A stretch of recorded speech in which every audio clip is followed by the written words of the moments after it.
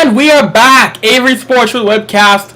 Livestream.com/Avry Sports. So as always, want to call into the show, number to call 780-628-1771, extension code 260. It's about that time. We fire up our old Skype phones and call Mr. Chad Payne from JockTalk.com. Let's get it going here. Gonna get his office line going here. I think it's always funny when we do these calls from the Skype calls on the program. I think it's high quality programming. Okay, here we go.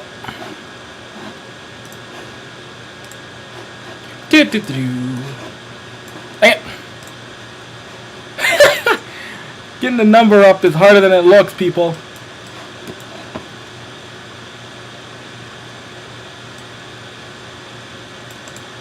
There we go.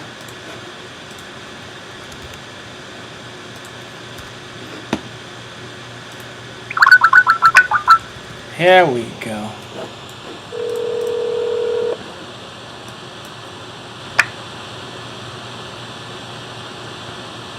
Thank you for calling JockTalk's. If you know your party's extension, you may dial it at any time. For a company directory, please press 1. To leave a message, please press 2 and someone will return your call. Thank you for calling JockTalk. Oh, nice little voicemail. Please hold while I transfer your call. There we go. JockTalk to Chad. Hey, Chad, how you doing? Avery here. How you doing, man? Hey, what's going on, bud? Not too much. Thanks for being on my show tonight, Chad. Absolutely, man. I'm more than happy to, man. I'm looking forward to it. Of course, no. I've talking to you for the past few months here. I know you're a part of JockTalk.com, and you're the, for people who don't know, you're the Director of Athlete Development and Journal Counsel. But for those who really may not know what it is, what do you do exactly with JockTalk, Chad?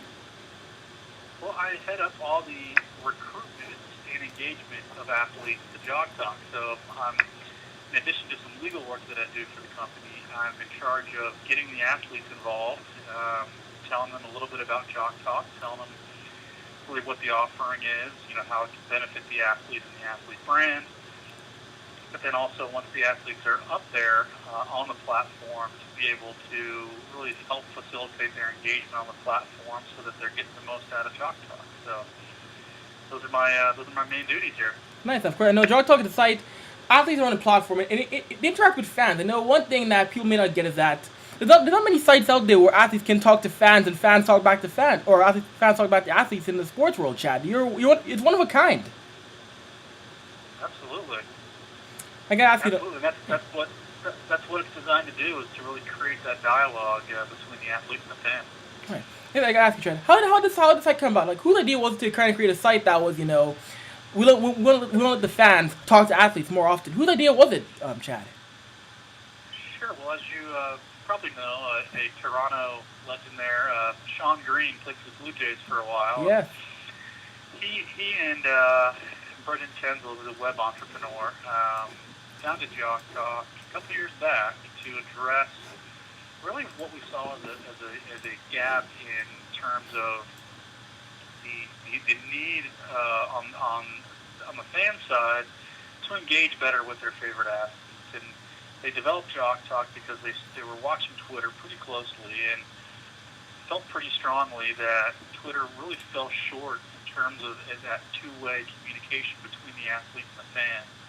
We all know that it's a fan's dream to at the end of the day, we follow these athletes, we spend money on viewing them, we go to the games, but really there's a gap between the fans' ability to actually converse and to create that dialogue between themselves and their favorite athletes. So a couple years ago, we recognized the need. Sean, Brendan, they hired me. I was their first full-time employee, and we developed a platform to address those needs. And the fans are eating it up, and the athletes are really eating it up so far. So we're loving it over here. What's like? I mean, you got some big names. You got Sean Green, you got Warren Moon, you have Byron Chamberlain, you have Adam Greenberg. I mean, the list right now, it's a pretty cool list of athletes you have on board with the site right now, Chad. Absolutely, and we've got about 150 athletes that have agreed to participate. I think about 90 to 100 right now are actually registered on the site. These are athletes that range all the way, as you mentioned, from NFL players to Major League Baseball, NHL, NBA, but even Olympians and gold medal Olympians. Skateboarder, action sports, rugby players. Really, we wanted to be able to provide not just a volume of athletes in the end to the fans on the site, but also a wide range of them. So you mentioned some of the guys that are involved: Sean Green, Jeremy Roenick, Ryan Kessler. I'm just going to name a few NHL. Yeah. Ryan Kessler, Logan Couture, Kevin Bieksa, Matt Carl. From the Major League Baseball, guys like Sean Green, Adrian Beltre, a number of others. From the NBA, guys like Paul Pierce, Kevin Love is on his way in, Darren Williams, Mario Chalmers, Serge Ibaka, a number of others. And then from the NFL, guys like Wes Welker, John Noma, Kendall Langford, and some others. Wes Welker actually is doing most of his social media posts, solely through JockTalk. So Wes has been loving it.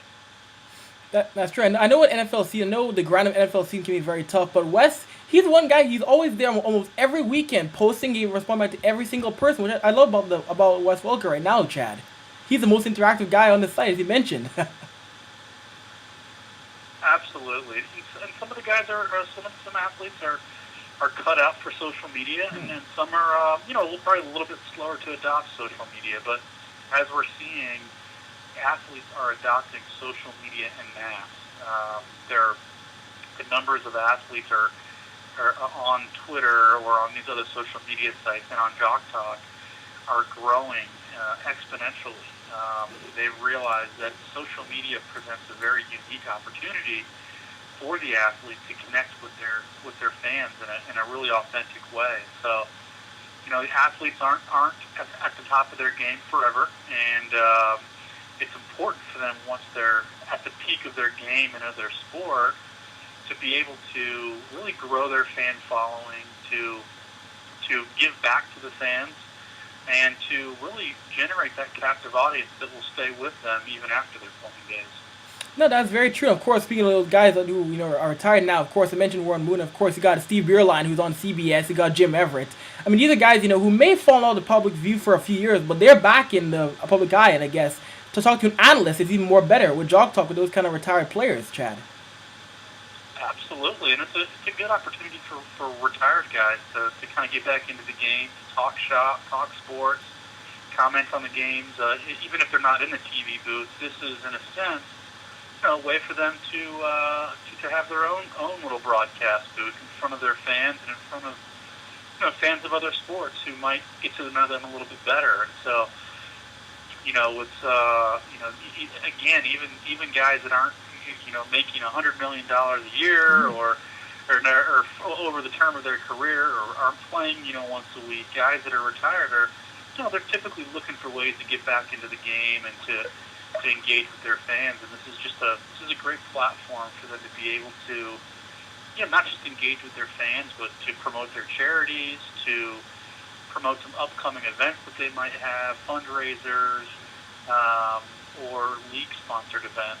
So platform, we think of it as just as a platform. It's just a channel. It's a channel for these athletes to broadcast their message louder, but in a more authentic way than Twitter's one-way communication. Oh, of course. Are there any guys that you may have not confirmed you may have brought them on board? Are there any guys you chat and you say, oh, we got to get them on board? Are there any guys you really want to bring on that you haven't talked to yet at all, Chad? Or can you say it all? Or Absolutely. Well, the beauty of working in athlete social media is that there's no shortage of athletes out there. I mean, if you just look at the total number of NFL players on the active rosters, but again, you look at the retired players as well across the sports. there's quite a few players out there. So our job is never finished. We're looking for athletes that, of course, are influential within their sport, but also they're active in social media. And those are the guys that really fit the bill to a T. Or guys that get it. And there are going to be some athletes in the end that just social media is not their thing. But for the large majority of athletes out there, they're recognizing this as a very unique opportunity. And we're looking at athletes who have a strong following on social media, on Facebook, on Twitter, on other social sites. We're looking at athletes who are influencers in their sport, both in terms of their guys that can spread the word in the locker room, on the practice field, and also in their community. And so we've got a very, very long list of targets that we're going to continue to pursue, and we expect just in this last, just since we launched, we've got over 150. So I'm sure we'll have quite a few more in the near future. That's true. Of course, it's a great variety of fans that are on board. You have myself on board, being in Edmonton, Alberta. You got people across America, all across Canada. I guess the big thing was not to limit yourself to just being an American-based sports site, in a sense, Chad. Well, actually, not just an American-based. We've actually developed a platform here that not just incorporates all the different sports, but all other English-speaking countries. So Canada, the United Kingdom, Scotland, Ireland, Australia, New Zealand. These are all of our target markets, and we've developed a system on the site and a dichotomy and a taxonomy on the site that where cricketers have their own tab on the site, rugby players have their tab on the site. So we realized that in order to really capture that type of interesting content across the board, that we've got to operate not just in the U.S. but in these other countries as well. So I've got a counterpart in London, for example, who's the director of athlete development in the UK. So we know how rabid those Canadian fans are. So they've been just amazing on Jock Talk. I can't tell you how active they've been and how passionate they are to follow their favorite players. So we love them. Now, of course, we're a pretty crazy bunch up here. But I ask you to Chad. I know, being a new site, being a fairly new site in the sports media world, has there been any stumbling blocks so far? Be it exposure, be it people trying to understand what you are exactly, Chad?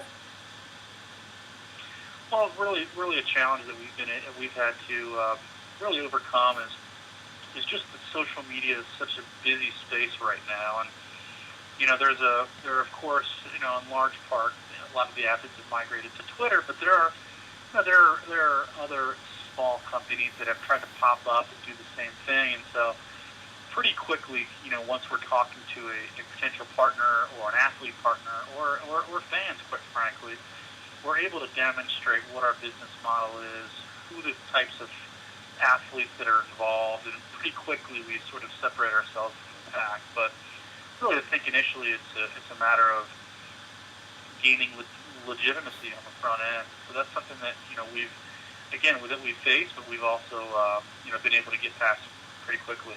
No, of course. I'm for future growth of the site. Do you see one day maybe a YouTube channel being coming in for Jock Talk or other forums where Jock Talk expands beyond what you guys have right now, Chad?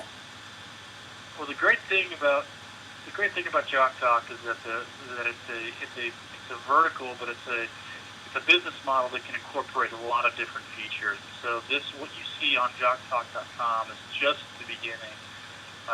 We're looking at having a Jock Talk channel, selling merchandise on the site, really linking Jock Talk with other platforms. We've already linked it with Twitter and Facebook, but to Pinterest, to Google Plus, and some others. And so we've really developed that one-stop location, both for fans and athletes, to operate and to be able to provide a wide range moving forward of different mediums for them to interact on. And so we've got a very large parking lot of key features and functionality that we'll be rolling out moving forward. Nice. Well, it should be fantastic. I mean, I've had a blast being on the site. I mean, doing blog stuff. I know you guys have promoted my article on Wes Welker. I know Wes emailed me and said that was a great article. You guys helped me push my work out. So it's been a blast on Jock Talk, Chad. Absolutely. Glad to help. No, of course. I guys, before I let you go, Chad, I know we've been a buzz about the World Series. I know. Did you expect the Tigers to go down in 4 games, Chad? I mean, the Giants. My gosh, what a team right now. Did you expect that at all, Chad? A sweep? Well, I don't think anyone can look at you and tell you with a straight face that they expected that to happen. It was quite a surprise. And you know, I'm a Cincinnati Reds fan, and so we had the Giants down 2 games to none, and they managed to come back. And you know, it was really a sort of a special postseason that the Giants had, winning. I think it was 5 or 6 elimination games in a row. Yeah, and it was really quite a feat, and hats off to the Giants. But I mean, I think every expert out there was picking the Tigers in probably 5 or 6 games, and so it was quite a shock. But you know, it shows you that, you know, if a team gets hot at the right time, and some of the role players get some timely hits, and guys are getting hits with runners in scoring position and pitching the ball well, that really you can beat anyone. I mean, we saw it last year with St. Louis. We saw it the year before with the Giants too. And so I was shocked, but again, hats off to the Giants. no, of course. I mean, Marcus Scudero. I mean, I'm a Blue Jays fan, so to see Marcus Scudero play that, I'm being a Toronto fan, that hurt to see Scudero play that well. But props to him, though. He had a great World Series. Absolutely. Props to Marco. Exactly. Well, Chad, it's been an absolute blast having you on, man. Hopefully we can do it again sometime, Chad. I appreciate it. Look forward to it. Sorry. Talk to you later, Chad. All right. Thanks, Avery. Yeah, man.